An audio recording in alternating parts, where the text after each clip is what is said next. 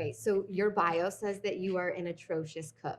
Yes, I'm horrible. I had never thought of a word to describe my cooking before, and it felt right. Oh my gosh. Okay, it makes me feel better. I have been banned from the kitchen from my fiance. Really? It's Yeah, that bad? yeah, it's really bad. I've burned myself every time I've tried to cook. What's your thing? You just can't make anything?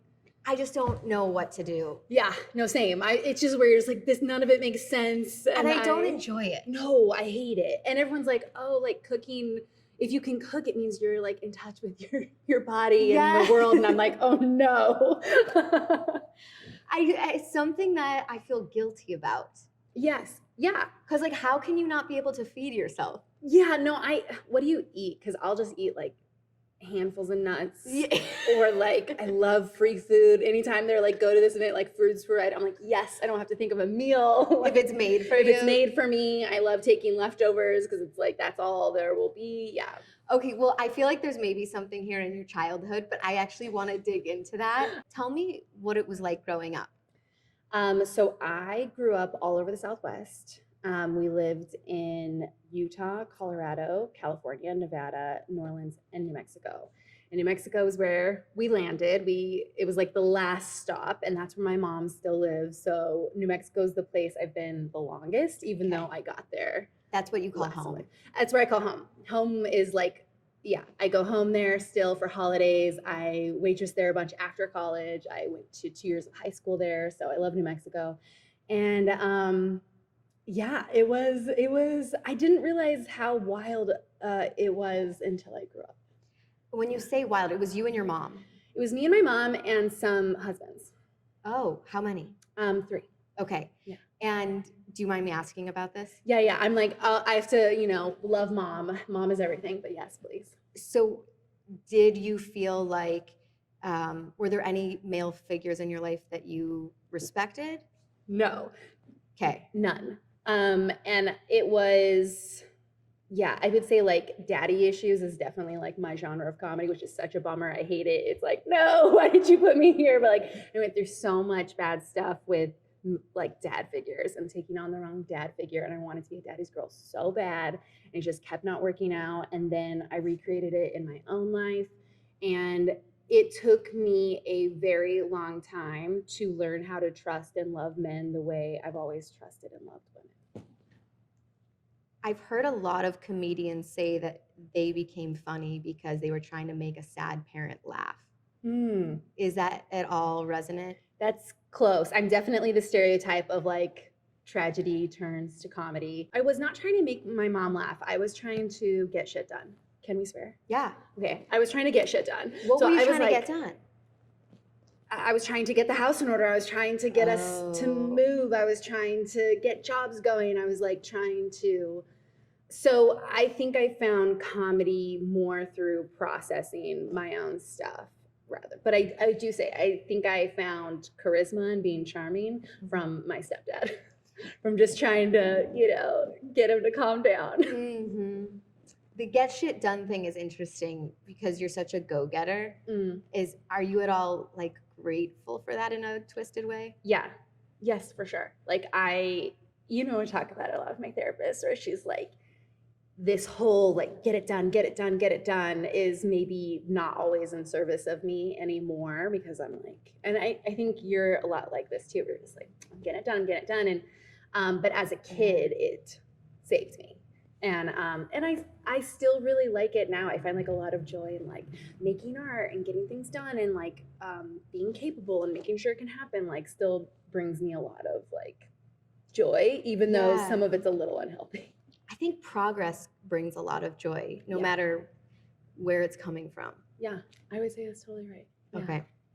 So one of my favorite people in my life has performed on a cruise ship. Oh my gosh. Her name is Erin Robinson. I worked with her in my first job in LA. So anytime I read about anybody having performed on a cruise ship, I have like a very special place in my Did you ever go on it? No. Okay. That's good. I hate cruises. They're horrible. They're nightmares. I can't believe they're still going and flourishing. I went on one time and I said never again, but I'm glad I experienced it. It's sort of an interesting, I felt like college to me. Like you get on the boat, and then if you join a sorority, you're like who are all these weird people I'm living with? Yes. But then after 6 months, you're like, these are my weird people. Yeah. And We're a cruise community. is like Yeah. that. Yes, I always say working on a cruise ship was the most amazing thing I would never do again, ever. What did you do? I was a performer, I was a comedian. Yep, for the Second City, I was on a cruise ship where we would perform shows every night of the week. Improv It's shows. kind of cool to do a Second City. Yeah. Oh my gosh, it was my first long-term paying comedic gig. Like it was the first time I quit my day job and was like, I'm a comedian now. And it led to everything else. But yeah, we were on there for 4 months. We did the same 5 stops every trip and you'd come back. Maritime law made it so that bottles of wine were $1, beers were 25 cents. I spent the cruise, and of course it was disgusting. The red wine was so gross that you would have to cut it with the white wine. And so that concoction really fueled most of the 4 months. It's an awesome place to mess up. It's the only option available. Yeah. You can't get on a cruise ship and like do well or get a lot done. Like you're just stuck there. Like the only thing you can do is like wreck your life, wreck someone else's life. There's nothing else to do. So was that pre-Chicago? Yeah, that was in Chicago. So I got to Second City, and for people who don't know, it's like a sort of like an improv incubator. A lot of SNL people are plucked from there. Yes, like in our old touring company outros, we would say something like, welcome to the Second City, home of famous improv alum Tina Fey, Dan Aykroyd, and you just like go down the list. And then and yeah, so you would write and perform all your own material on their main stage if you made it to like the top rung. Mm-hmm. But before that were a lot of like little opportunities. So you could study there, you could do their conservatory. And then kind of the first little baby step was you could get a cruise ship. And then from the cruise ship, maybe you could get to tour in a van. And then from there, maybe you could get put in city shows where they would send you to Baltimore and be like, write jokes about Baltimore for 6 weeks and then leave. Kind of interesting. Great. Yeah, that's all I wanted. And so the cruise ship was like my dream job. That is really, really cool. Yeah. And you were willing to do whatever it takes, it sounds like. I did way more than I should. Like I missed every holiday for like 7 years because I was either performing or I was like, someone's gonna call out and I'll be here and I'll get to understudy.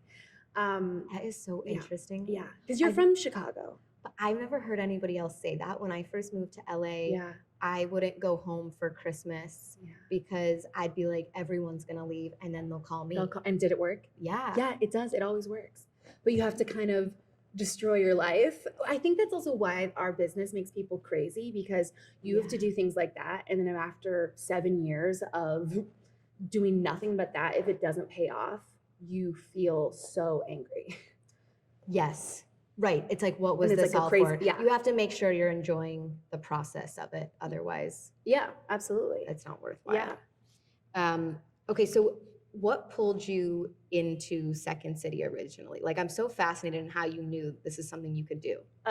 So I grew up pretty sheltered from like art and TV and comedy. Like we didn't have TV most of my childhood. So like I just didn't really know. I thought the only option was like you can be Julia Roberts in my best friend's wedding. Like that's what women can do in this business. And so I knew I loved entertainment, and so I said like I guess if you want to be in entertainment, you go to like Broadway. Like I had no idea. So I moved to New York City and I was like, is this it? Is this what you do? And then when I was in New York City, I found Upright Citizens Brigade because it was free on Sundays. And the moment I sat in the theater, I was like, this is what I've been looking for the whole time. And then immediately realized like I have so much catching up to do. And then I looked up comedy classes. Yeah. And Second City had just started, Ann Libera had just started this program called Comedy Studies. You could do a study abroad for a semester in Chicago as part of college and learn everything comedy for college credit. And I was the third ever semester to do it. And then from there, I was like, oh, this is what I want more than anything. So I moved to Chicago from New York City as soon as I graduated. So I have this sort of like angst about interviewing women about being a woman because I'm like, that's not fair. Like I wouldn't interview a man about being a man in comedy. Right. So I want to like try and not do that. But I'm also so curious because there are so few women Also, in what you do. I love being a woman in comedy. It has been so hard, but I love it, and it's very specific. And I know a lot of people are like, well, you would never ask a man what it's like to, raise a family and be a comedian. And it's like, yeah, because it's like they've made women do that. So they should ask us so we can like be loud about it. And I think the more we talk about it and process it, the more we can dismantle it, right? Change it. Okay, I'm glad you feel that way too. Yeah. So you can ask me anything. Okay, so I also think there's this term about using your voice. Yes. Specifically for women. Yes. And it is not lost on me that you literally use your voice. Yes. As your profession. Yes. Did you know that you had a unique perspective? That is such a great question. Not until later. And even what came first was just that I could write jokes. Like I was just the basic skill set. I was like, oh, I have this. But I was very afraid to be myself, and I thought I was very weird, and I am. And I was like, I didn't want people to see how like odd and high femme I was. I wanted to like fit in. And so my voice did not come out until it was like by accident, and then it snowballed. And then I eventually realized yes. And by accident means like you couldn't help yourself? Yeah, like I was so mad at certain things. I was just like so furious. And then Second City is all about satire. Right. Satire is all about political justice. And so I was just so mad about certain political issues that I wrote some jokes about them. And then like through that, like my voice came through. And I came up in the era where it was still like, oh my gosh, like she said feminist on stage, like ew. So I was still in that moment where it was like turning. Like I had directors tell me like your feminist sketch is not funny and it'll never get laughs. And then one night they were like, you can try whatever you want tonight to the cast. So I put my little feminist sketch up again and people in the audience lost their minds because culture had started to shift. But no one knew it. It was not long enough ago. That was probably 2012 or maybe even 14. Okay, so like a few years before Me Too really hit. Yeah, maybe like 4 or 5 years before Me Too. It was bubbling. It was bubbling. Women were pissed. Yes, like, and Broad City started to come out, and Girls on HBO, and Tina Fey and Amy Poehler were hosting award shows, and Vanity Fair articles were being written by Christopher Hitchens, being like, "Are women funny?" No, I made the conclusion. So it was that moment. That is really cool. Yeah. Do you feel proud looking back? Yes. Oh my gosh. I was a genius. And I only feel proud looking back because it was so horrible in the moment. Like in the moment, I had so much self-hatred and doubt and pain and a lot of obstacles and negative feedback and like things in the way. And so now in hindsight, for the stuff I created to still be touring now, I feel so proud. And I feel so proud I withstood it. That's the part I'm so interested in. Yeah. What made, like, was it just like who you were and you couldn't stray from that? Like what in you withstood? Because it is very difficult to be in a room full of people you admire and have them say that's not funny and to disagree. Yes. And luckily audience always wins, for better or worse. So the moment I could get a chance, I had a room full of people laughing and cheering and standing up for it. Had I gone on stage and that didn't happen, I would have had to suffer a lot more and be like, wow, I was so wrong. So luckily, like, and that's also why I love comedy, because like a laugh is a laugh, is a laugh, is a laugh, Yeah. Go ahead. Please. I had a really tough boss one time. Yeah. And I just couldn't win with him. Yeah. And I was asking someone for advice, and she said, not to quote Gladiator, but win the crowd, win the emperor. Yeah. She was like, ignore him. And did it win the crowd? Yeah. It's great advice. It is. Yeah. And it's also... You did it. And so did you. And also so do evil people. Like, you know what I mean? It can be used for like good and bad equally. Okay, so part of your work that I feel personally interested in is the pop culture political mix. Yes, yeah. So few people have that because usually you're interested in one or the other. Yes. How are you able to merge the two and why? I think it's because I grew up, I'm a woman of the trash. Okay. I grew up like, and I'm so proud of my background, but like my world was like People Magazine, Us Weekly, like standing in the supermarket, going through it. Like that's the kind of stuff that like really made it to me.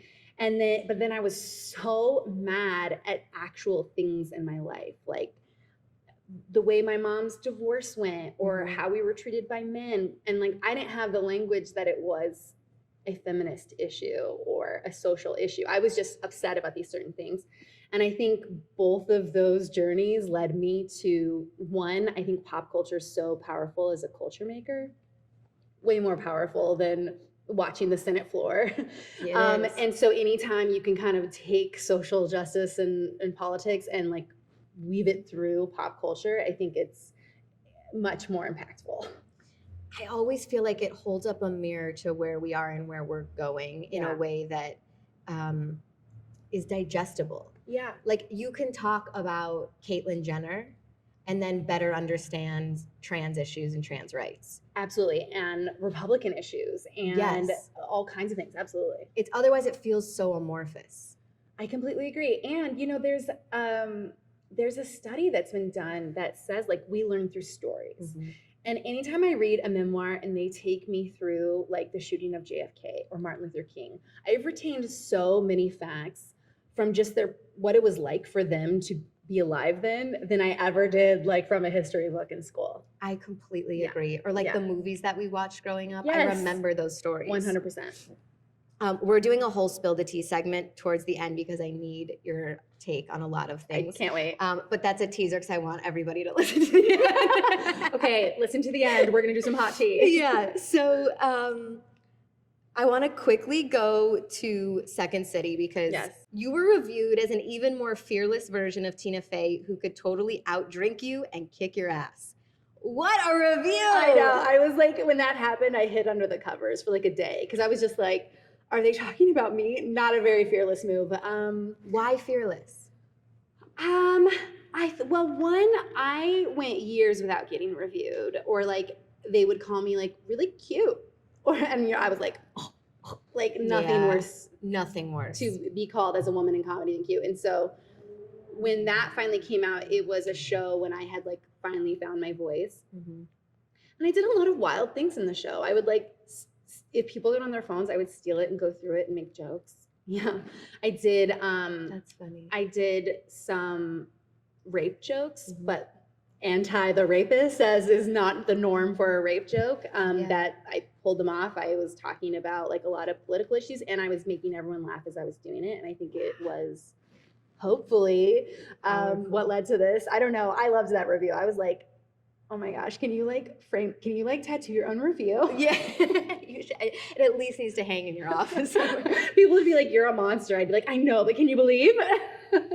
Pretty cool though, right? Right. You ended up writing with Tina Fey. Yeah. I wrote on Girls Five Eva. I binged that show. It's so good. It is really good. And I know I wrote on it, so like that's such a jerk thing to say, but like I loved watching it. Yeah. No, I loved watching it too because it was feel good.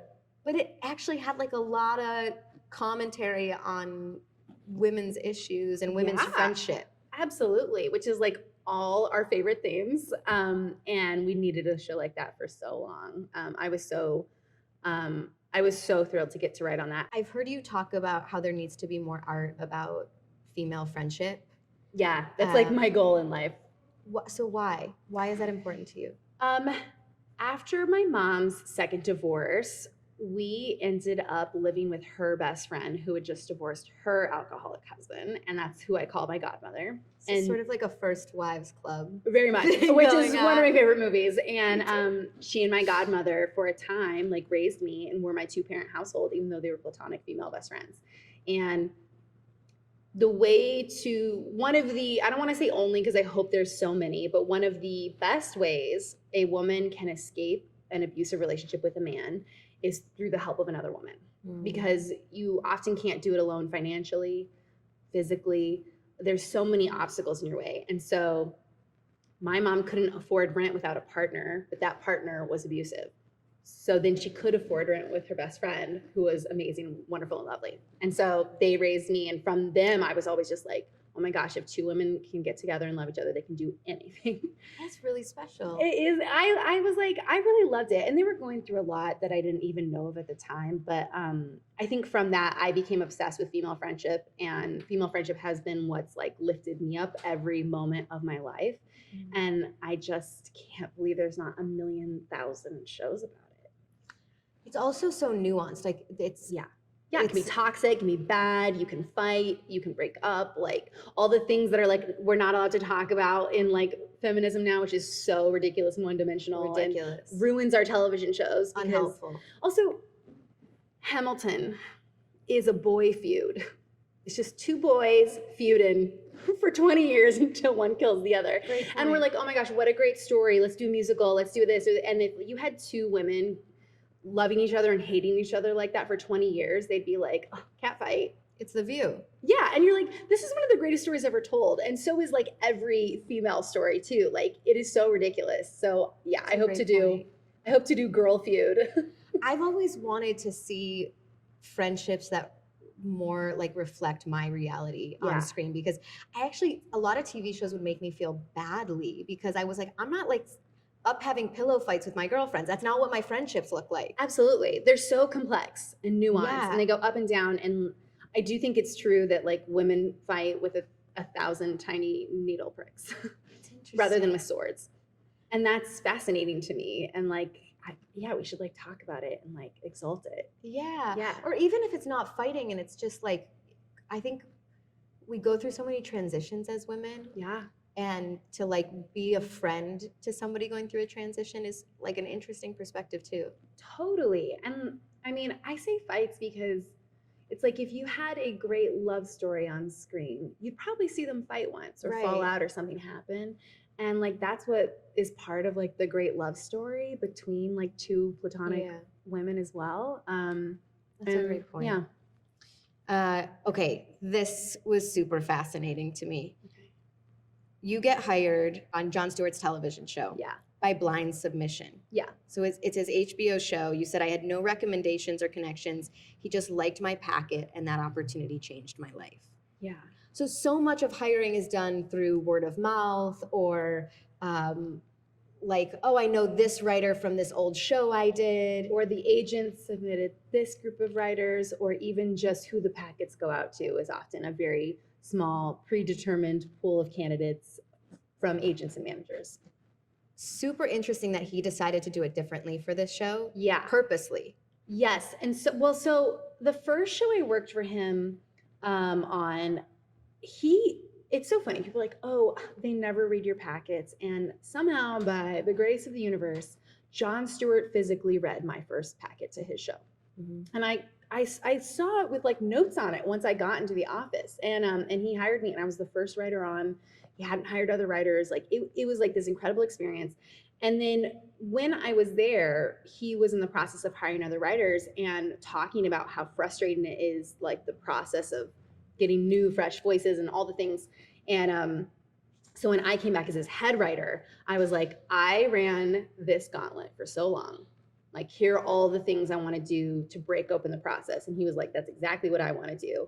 And then he supported me in making it happen. Because, you know, it takes a lot to change a hiring process. Huge. Huge. And then we actually did it. And that's probably one of the things I'm like most proud of. So that was your idea? Yeah. Chelsea! Thank you.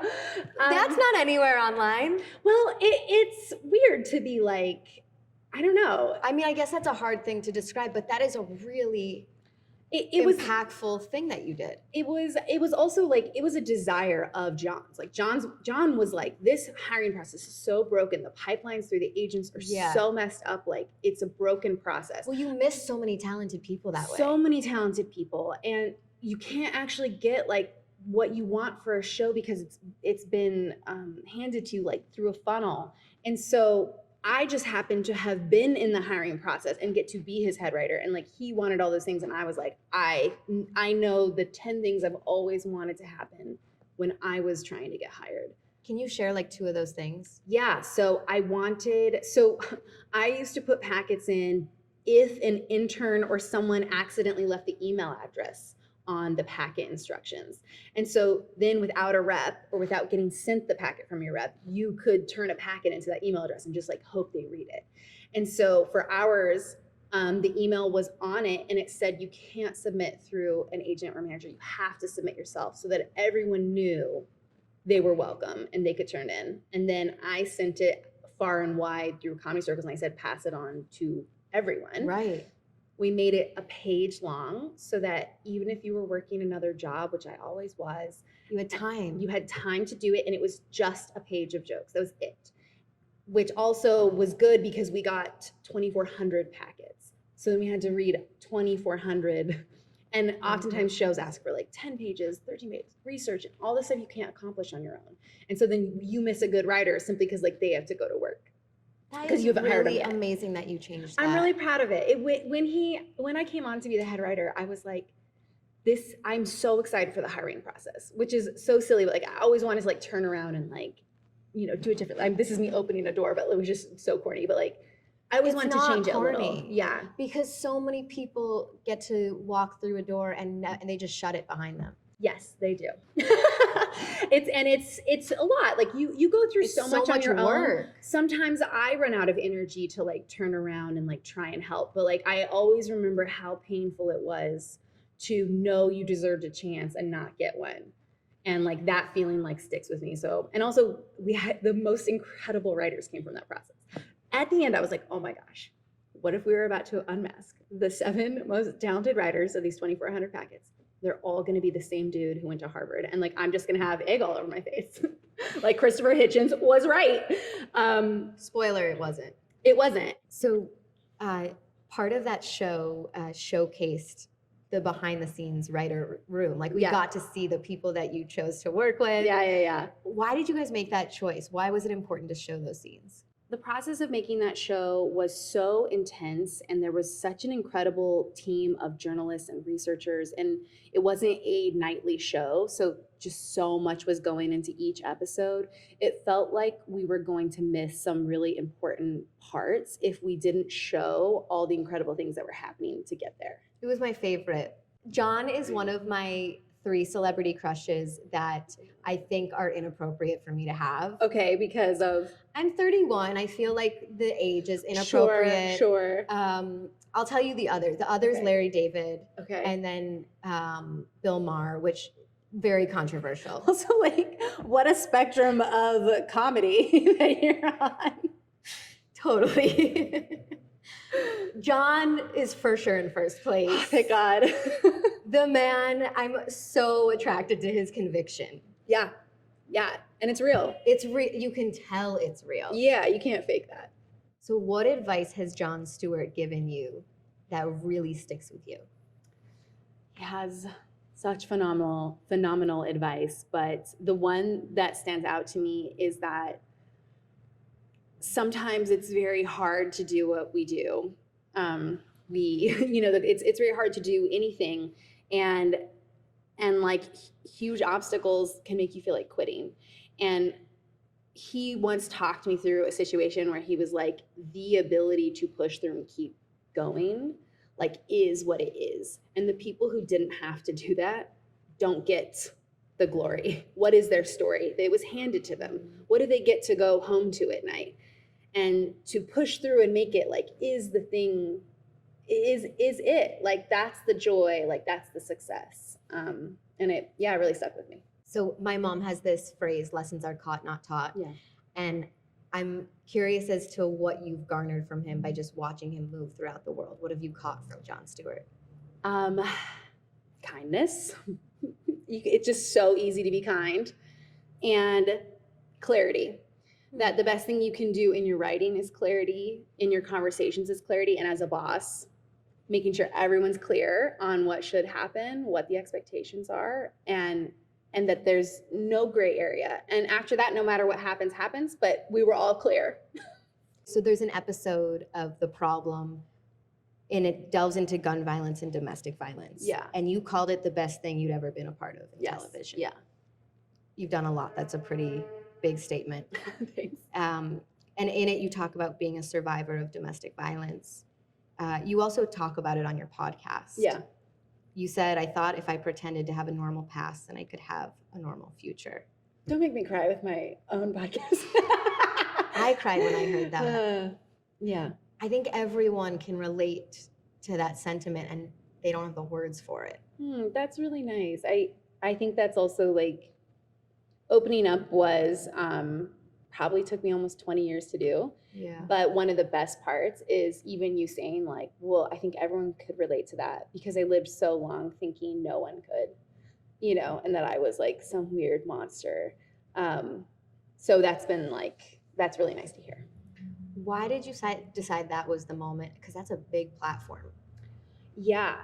Well, you know, luckily I had already talked about it on my own podcast, which felt like a very safe space because it's such a tight-knit community. And like, if I hadn't done it like with my people first, I don't think I could have done it on the Jon Stewart show at all. But there just comes a moment where like, this is it. Like, this is the thing I always wished that when I was 16 that I could have some sort of justice. And here I was with the person who can shape our culture, willing to give that a chance. Like, I was like, I got to get some therapy in my veins and get it together because this is a chance to try and do it. And I had held it in for so long that I sort of felt like I was never going to be ready. So what did it feel like as soon as the show wrapped that day? Oh my gosh. Well, in the actual taping, so, you know, we were wearing masks, like face masks, and I mean, mine caught an hour of tears, and I mean, I cried the whole way through. It was hard. I live with CPTSD, which is like has a lot of things to it, but like to take in someone else's experience that sometimes makes you think of your own can be a very physical experience that's hard. But I've luckily been working with a trauma therapist for a long time, so I had a lot of tools to try and power through it because I was also still a boss and I was writing jokes. So I think what I was most proud of is just basically feeling all of it because it's as bad as it sounds. And like sometimes I used to think it made you strong if you could not cry and if you could power through and not think about it. And now what I think makes you strong is to fully feel it and give it what it's due and keep going. I completely agree. Yeah. I felt I had not a domestic abuse situation, but I think in any circumstance, it's so much, we're like taught not to cry. Totally. Yeah. And even if it's not classified as domestic violence, all of the small steps that create that happening are often present in relationships and attitudes and things you're brought up to do and ways we interact in a relationship, like are all built in this like system that allows for situations like that to happen. So it's like everyone's dealing with it, even if it's on a very small scale. I think so too. Yeah. I've always felt like there should be like a class in school about healthy relationships because you have no idea what they look like. At all. And like, where are you supposed to get it if it's not in your house? Like, I guess TV. I mean, I had two parents that have a healthy marriage, but I still like you still don't know like what's normal really. Oh yeah, you need it articulated. You need to process it. You need to I think you should teach that class and go around the country. I am not qualified, however. Okay, we have to talk about Celebrity Book Club. I'm obsessed with your podcast. Thank you. And everybody that listens to my podcast knows I'm a very particular person. So I am obsessed. It is so good. You dissect celebrity memoirs. Yes. Why celebrity memoirs? So I joke that celebrity memoirs have always been my favorite book genre, and that's what happens when your nearest bookstore growing up is a Walmart. Okay. But the truth, because it's kind of true. It is. It is. Yeah, it's kind of true. It's also like it's very true, and It's so crazy that they got, like, culture got to say, like, oh my gosh, these trashy books of the most powerful women in culture talking about their lives and what happened to them and how they got there. And it's a junk genre. Ridiculous. I bought into all of it. I kept it a secret. I was like, oh, I got to read these books. But so many of them helped me on my whole career path. Oh, yeah.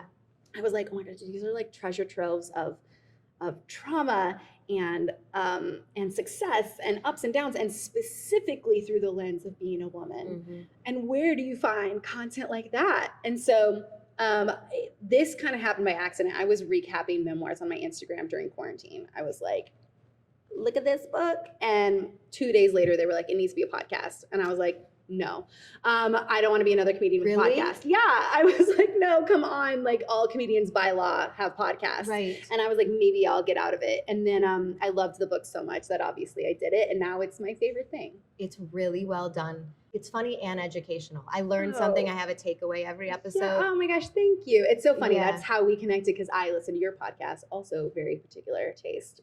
It's like so honored when you said that. There was a Girl Boss episode you did. Yes.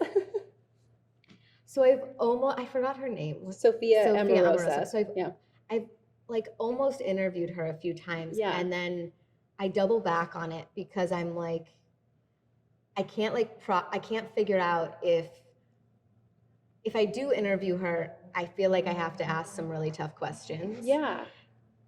And I'm not sure it's even worth asking. Like, are there other voices at this point that could be adding to the conversation instead of dissecting the past?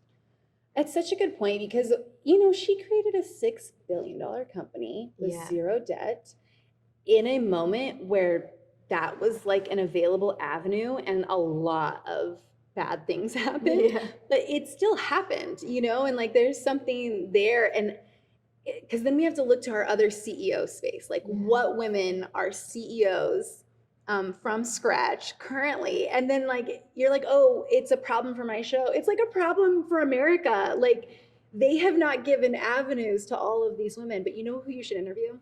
Please tell me. Every Black woman who was rejected from Shark Tank with a genius idea. They rejected it. Is all of them. Yes. And they're like the best ideas, and they send them home. I'm like, are you guys out of your minds? So those are the CEOs of our future, because they're, oh my gosh. We should do a round table. I'd be there in a second. Just watching. Like. Also so specific. Do you watch Shark Tank? Yes, of course I do. I'm a businesswoman knowing that. But no, I love Shark Tank. I think it's so fun, and they're so bad. Like, they're such bad judges. I guess they're rich, so what am I saying? But anybody that comes in with some sort of koozie for a beer gets a deal. Absolutely. And you're like, come on, you guys. It is shocking, the decisions they make. I completely agree. Yeah. Is there anything else reality TV wise that you binge? Yes, F-Boy Island. Oh my God. I think it's a gift. To they're doing scripted, you know, all reality TV is scripted, but they're doing scripted reality TV in the best way. I'm obsessed with it. I think Nikki Glaser is the best reality TV host we've ever had. She's amazing. She's allowed to have like an opinion and a point of view, and she's so funny. Oh my gosh, I love it so much. Watching all the housewives, you know, seeing the ladies. I'm in on The Bachelor. I've been in my whole life. I can't get out. I love Gabby so much. Okay, question about The Bachelor. Yeah. I go in and out because I go in and it's so entertaining. And then I go out because I'm like, it is so behind. Yeah, it's bad for us. It's bad for us. Yeah, it's really bad. So like, what do we do about that? I have a theory, which I say this theory every time I get a chance, which is that The Bachelor is a cultural clock on America.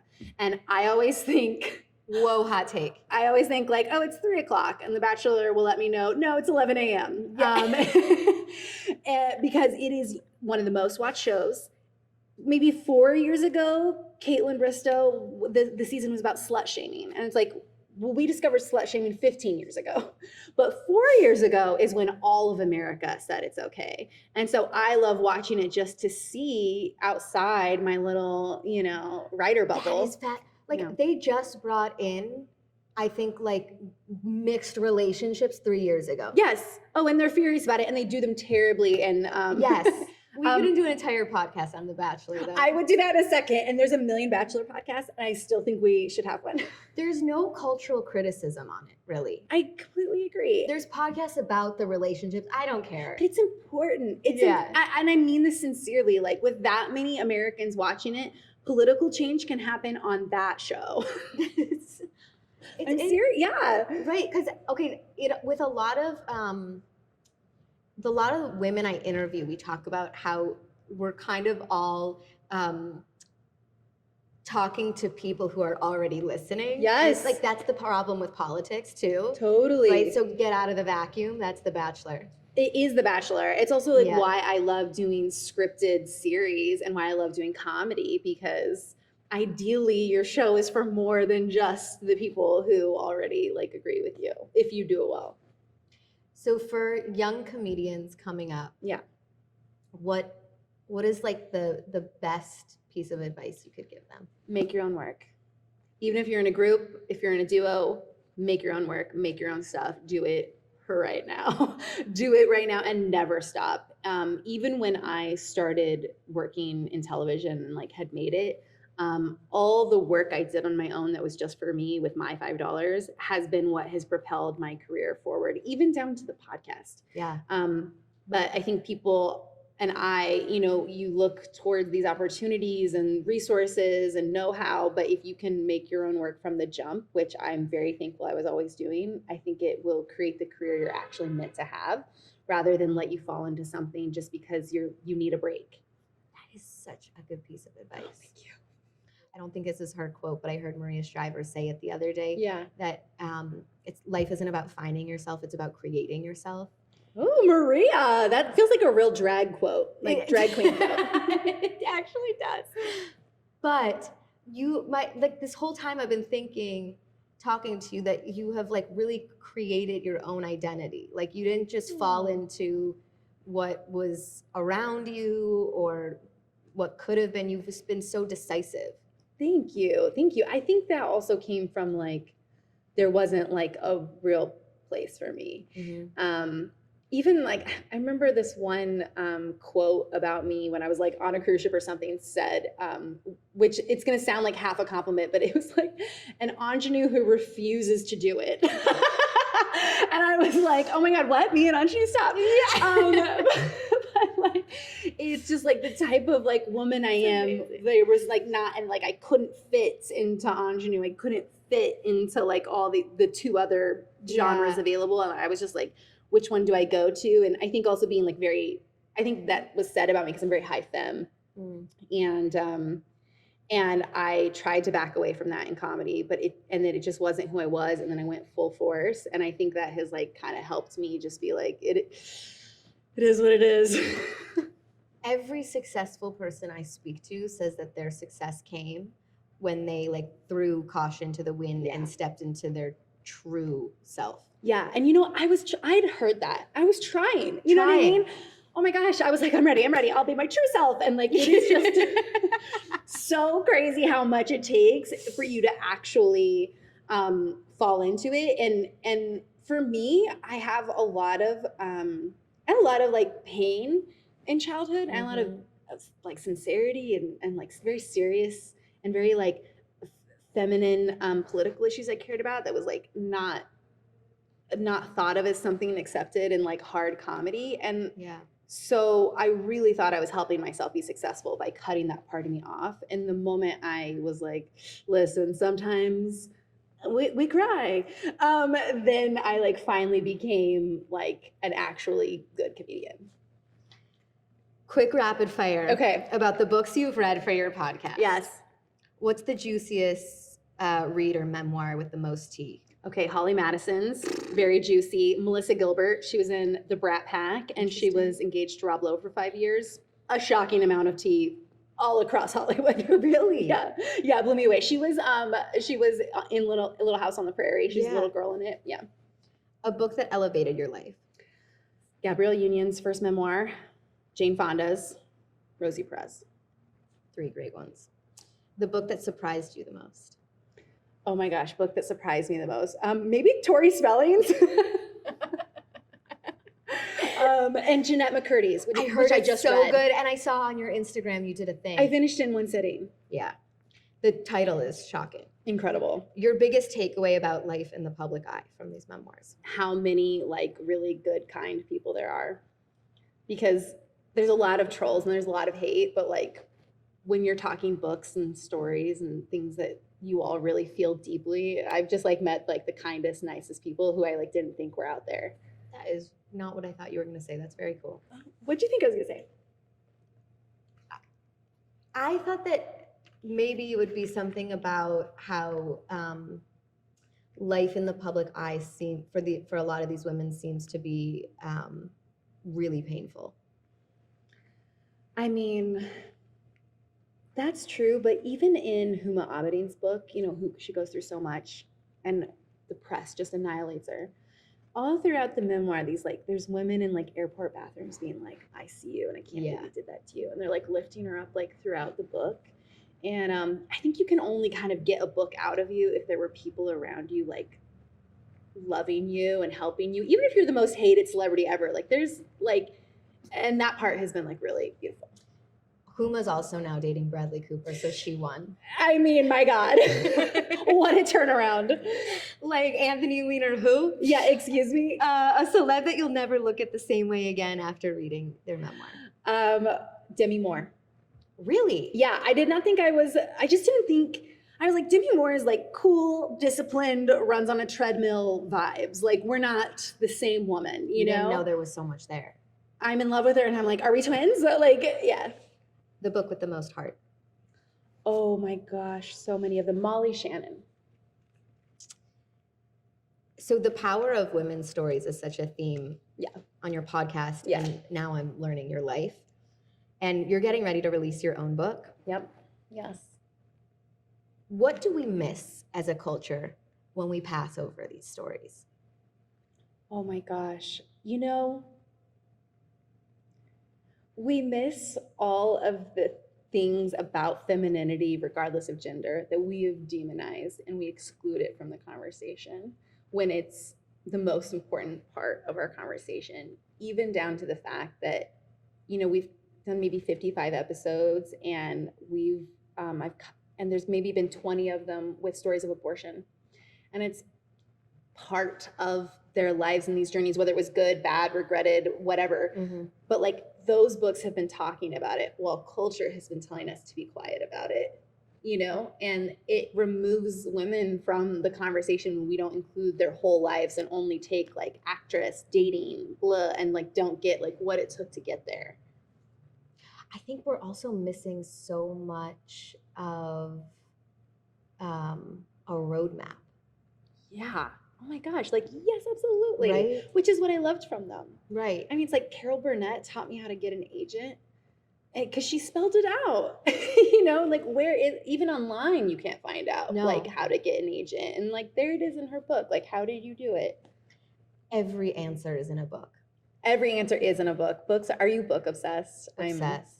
They're lifesavers. I could cry. Saves my life. Yes. They saved my life too. Yeah. Like I have chills every time I have been in the most sad or like confusing place in my life. I turn to books. Yeah. Same. And I feel better. Same. Yeah. I love a girl that went to camp and I love a girl that reads. I didn't go to camp, but I love to read. But one or the other. Okay, good. Okay, good. What was bubbling up inside of you? What are you sharing in your book? Oh my gosh. The book has been here my whole life, you know, and I'm like, can't believe I get to do it. And I talk about basically all of the women in my life who were my heroes, my enemies, my best friends, my bosses, and like how they got me through life. But it's also just like fully my life. Is it a memoir? Yeah. Yeah, it's like a comedy girl memoir. It's not like front to back, but it's my life. That's such a beautiful full circle moment. I can't believe it. I definitely, like, of all the things, when I sold the book, I was like, like, I was in New York City. When I got the text and I was like, I'm Carrie fucking Bradshaw. Like, look at me. I couldn't believe it. Like, you love books so much the fact that I'm going to get one is still unbelievable. We're going to do a quick rapid fire test. Okay, I'm ready. The most LA thing about you. Hopefully nothing. That I'm the most LA thing about me, I take a lot of vitamins. What's the most Santa Fe thing about you? Oh, I mean, there's a crystal tucked in my bra right now. Really? Yeah, I always gotta have your crystals on you. Which one do I need? Well, all of them, but depending, you know, rose quartz, a great basic starter. Just bringing love into your life. Okay, I need a starter pack. Yeah. Maybe that could be the gift when you like send out your memoir to people. I will absolutely. I'll just send you a crystal because. Okay, a book that changed your life, maybe memoir or not. Eduardo Galeano's Book of Embraces was given to me in high school by a teacher, and it just ripped me open, and I return to it every year. I've never heard of it. It's gorgeous. I have to grab it. Okay, we do a pretty smart question. Okay. Most likely to splurge on. Oh. Wedding dress. Everyone needs to go to your Instagram and see the whole, it's a saga. It's a saga. It's definitely a saga. I have, which is funny. I can't believe I said splurge on because I'm always like, I love this dress. And they'll be like $8,000. I'm like, it's not that great, you know? So, but for the right one, I could get there. Smartest decision you've ever made?